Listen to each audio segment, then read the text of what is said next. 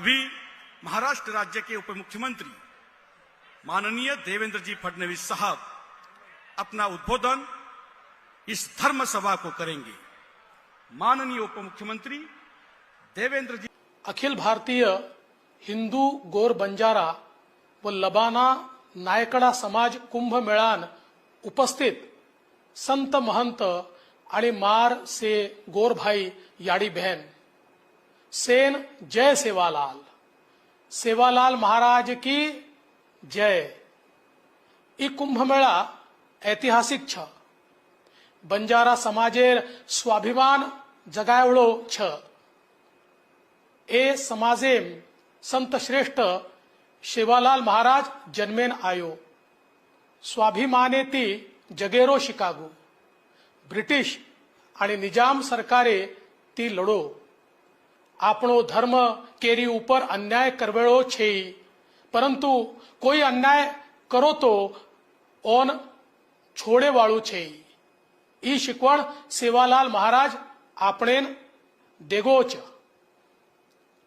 म पोहरा गडेन अनेक वेळा आयो।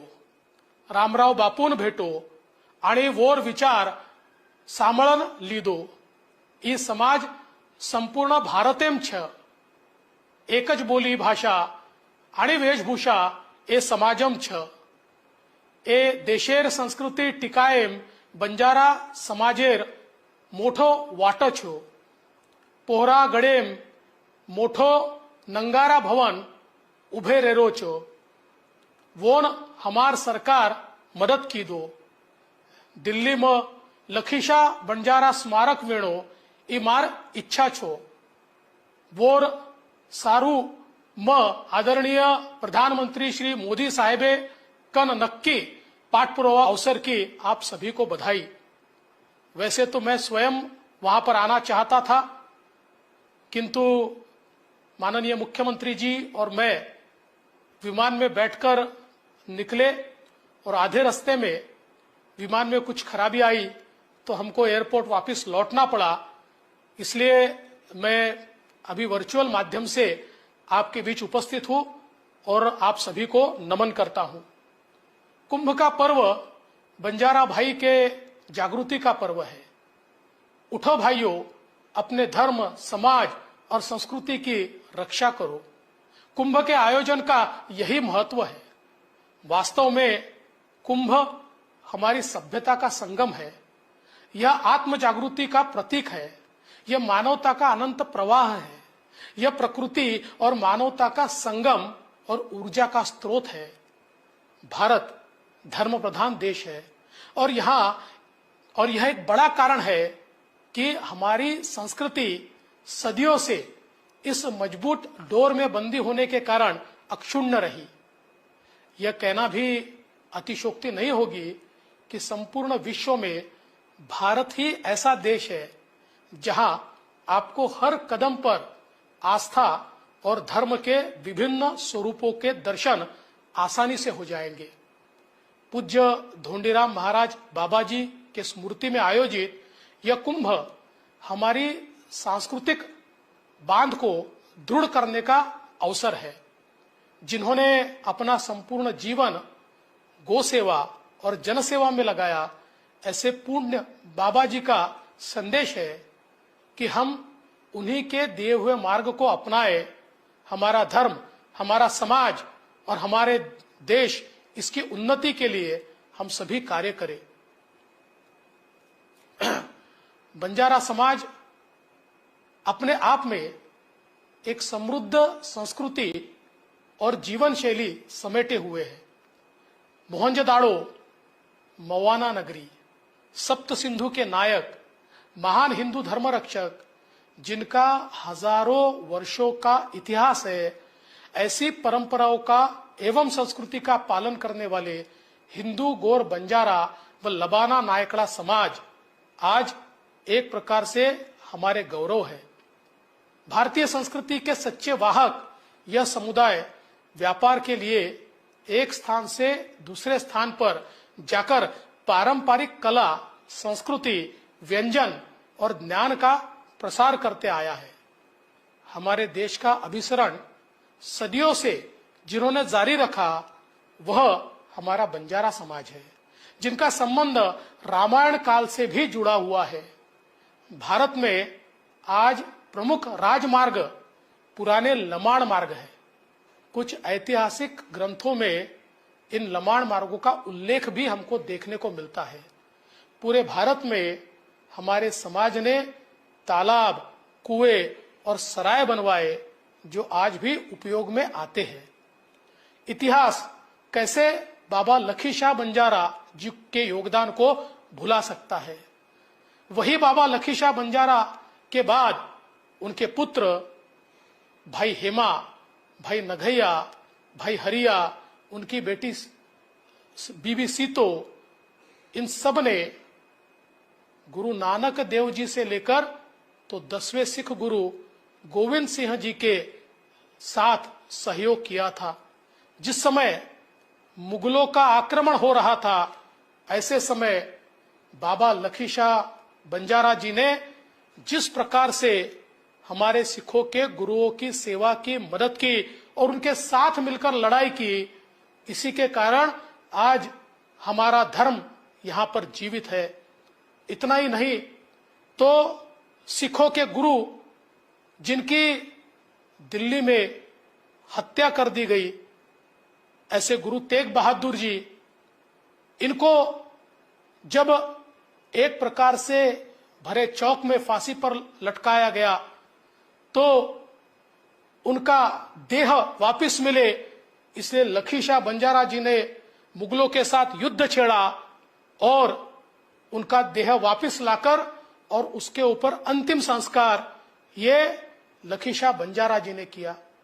आज जिस प्रकार की दिल्ली हम देखते हैं, इसमें लखी शाह बंजारा जी का बहुत बड़ा योगदान है। दुनिया का सबसे बड़ा किला ये लखी शाह बंजारा जी ने तैयार किया। 4 लाख लोगों का तांडा लेकर लखी शाह बंजारा चलते थे और पूरे भारत में उन्होंने सराय निर्माण की, जिसके कारण व्यापार करने वालों को एक बहुत बड़ा फायदा मिला। लखी शाह बंजारा एक ऐसे व्यक्तित्व थे कि जिन्होंने 100 साल तक उनकी जिंदगी थी और उम्र के 95 साल सिख गुरुओं के साथ वो लड़े। इसीलिए गुरु ग्रंथ साहिब में, गुरुबाणी में आज बंजाराओं का उल्लेख भी होता है और बहुत सम्मान के साथ उल्लेख होता है। एक इस प्रकार की बहुत बड़ी परंपरा हमारे बंजारा नायकों ने हमारे इतिहास में दी है। स्वतंत्रता संग्राम में इस समुदाय का महान योगदान ब्रिटिश विरोधी गतिविधियों को रोकने के लिए भी रहा है। अंग्रेजों ने इस समुदाय को अपराधी बना दिया, लेकिन मुझे खुशी है कि आज जिनको अपराधी माना था, हमारी भारत की सरकार ने स्वतंत्रता के बाद उनको क्रिमिनल ट्राइब से बाहर निकाला और आज देश के विकास में वो योगदान दे रहे हैं। बंजारा समाज ने नमक कानून का विरोध भी किया। बाद में 1930 में महात्मा गांधी जी के नेतृत्व में बंजारा समाज ने नमक कानून उन्मूलन के लिए बड़े स्तर पर आंदोलन किए, लेकिन अब स्थिति बदली है। गौर बंजारा समाज में कुछ चुनौतियां भी सामने आई है। इसमें अन्य धर्म का प्रचार, ये बात भी बहुत महत्वपूर्ण है, जिसकी ओर समाज का ध्यान मैं आकर्षित करना चाहूंगा।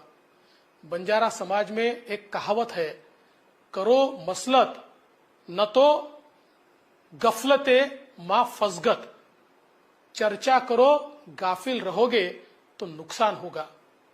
धर्मांतर के इस विषय की गंभीरता की चर्चा, यह भी इस कुंभ का विषय है। अगर हम गफलत में रहे तो हमारा बंजारा समाज की जो संस्कृति है, हमारी जो विविधता है, हमारी जो कला है, हमारी जो बोली है, हमारी जो भाषा है, इस भारत की विरासत में हमारा जो योगदान है, भारत की विरासत को बंजारा विरासत से अलग नहीं किया जा सकता। ये जो भारत की तस्वीर है, इस तस्वीर को तोड़ने का काम आज कुछ लोग करने का प्रयास कर रहे हैं और इसलिए हम सभी को जागना होगा और ये जो भारत के साथ, हिंदुओं के साथ हमारे बीच एक भेद डालकर और जो हमारे देश का ही नहीं, इस प्रकार के धर्मों की ओर हमें अलग अलग प्रकार से ले जाने का प्रयास जो किया जा रहा है, इससे भी बचना होगा। बंजारा समुदाय के पूज्य संतों और सज्जनों ने पहल की और कुंभ करने का फैसला ये महत्वपूर्ण है और अभिनंदनीय है। थोरो नामक एक पाश्चात्य तत्वज्ञानी ने अपने आचरण का श्रेय भगवत गीता को दिया था। ऐसे कितने उदाहरण हैं जो हमें हमारा धर्म विश्व का सर्वोत्तम धर्म होने की साक्ष्य देता है। आज हम लोग ये मानते हैं कि हमारे बंजारा समाज का जो एक अपना अलग अस्तित्व है, एक अपनी संस्कृति है, आज हमारे बंजारा गीत ये पूरे भारत में बहुत प्रसिद्ध है। आज जिस प्रकार से हमारी माताएं बहनें श्रृंगार करती है, उनके जो अलग अलग गहने हैं वो भी बहुत बड़े पैमाने पर भारत में प्रसिद्ध है। आज हमारी जो भाषा है वो भाषा भी अपने आप में बहुत ही मीठी इस प्रकार की वाणी है और हमारा ये प्रयास है कि देश के संविधान में इस भाषा को निश्चित रूप से जगह मिले और मेरा विश्वास है कि जल्दी ही ये जगह भी हमको मिलेगी। इसी के चलते मैं ऐसा मानता हूं कि ये जो कुंभ है, ये कुंभ हमारी संस्कृति को, हमारी विरासत को, हमारी सभ्यता को और बंजारों ने इस देश के निर्माण में जो योगदान दिया है, उस योगदान को फिर एक बार याद करने के लिए और हमारा जो तेज है, हमारा जो तप है, उसको वापस प्रज्वलित करने के लिए एक मील का पत्थर साबित होगा। मुझे इस बात की बहुत खुशी है कि पोहरागढ़ में मैं कई बार गया, रामराव बापू का आशीर्वाद मैंने प्राप्त किया और बापू के ही आशीर्वाद से उस समय हम लोगों ने पोहरागढ़ के विकास का काम शुरू किया और आज फिर से एक बार हमारे मुख्यमंत्री एकनाथ शिंदे जी के नेतृत्व में हमारे मंत्री महोदय राठौड़ जी हो, संजय राठौड़ जी हो या फिर हमारे नीले नाइक जी हो, इनका साथ लेकर फिर एक बार वहां पर हम लोग एक जबरदस्त इस प्रकार का विकास करने जा रहे हैं ताकि दुनिया भर के बंजारा जब वहां पर पहुंचे तो उनको भी ये लगे कि हम एक ऐसी भूमि पर आए हैं जो हमारी भूमि है, जो हमारी संस्कृति को दुनिया के सामने दर्शाती है। और मेरा विश्वास है आने वाले दिनों में जब ये काम पूरा होगा और रामनवमी के समय बहुत लोग जब वहां आएंगे, उस समय सबको बहुत गर्व महसूस होगा। मैं फिर एक बार आप सभी को ये प्रार्थना करने आया हूं कि आप सभी लोग जो आज यहां पर आए हैं, इन सभी लोग आज इस बात को समझ ले कि हमें अपनी संस्कृति, अपना धर्म, ये सारी चीजें एक साथ मिलकर उसको संजोना है, उसको विरासत के रूप में अगली पीढ़ियों तक हमको देना है।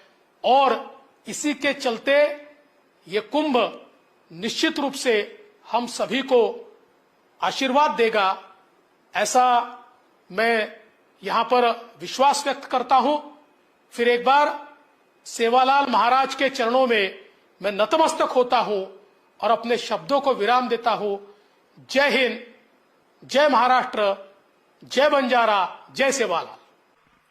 धन्यवाद माननीय उप मुख्यमंत्री देवेंद्र जी फडणवीस साहब।